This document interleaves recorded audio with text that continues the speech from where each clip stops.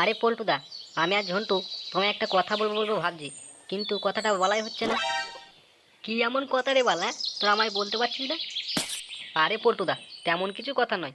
ভাবছিলাম কি, এবার তো ধরো 1 জানুয়ারি চলে আসছে, তাইলে আমি আর ফুটো ভাবছিলাম একটা বড়সড় পিকনিক করলে কেমন হয় বলো তো? হ্যাঁ রে, আমিও বলবো বলবো ভাবছিলাম, কিন্তু আমিও বলার টাইম পেয়েছিলাম না।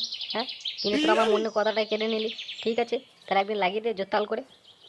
আরে পল্টুদা, পিকনিক তো লাগাবে, কিন্তু লেওড়া আমাদের এই 3 জনের কি আর পিকনিক হবে বলো তো? হ্যাঁ, আরও তো দুজনকে চাই নাকি? হ্যাঁ রে ফুটু, তুই কথাটা একবার ঠিকই বলেছিস। আমাদের এই 3 জনের কি পিকনিক করা যায়?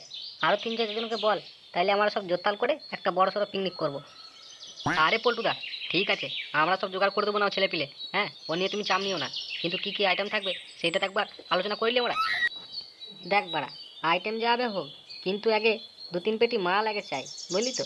তবেই তো বাড়া পিকনিক পিকনিক মারাবে, তাই না? আরে পল্টুদা, এটা বাড়া তুমি একবারে সঠিক বলেছো, সঠিক। হ্যাঁ, বাড়া পিকনিকে মাল না থাকলে কি বাড়া পিকনিক লাগে নাকি? ঠিক আছে বাড়া পল্টুদা, 2 3 পেটি মাল থাকবে বাড়া, আর কয়েক কিলো মাংস, তাহলেই তো বাড়া হয়ে যাবে। ঠিক আছে বাড়া পল্টুদা, তাহলে আমার একবার নাম করা ছেলেগুলোকে বলে দেবো, তাহলেই তো হয়ে যাবে। ঠিক আছে পল্টুদা, তাহলে আজকে আমার আসি, আবার কালকে দেখা হবে।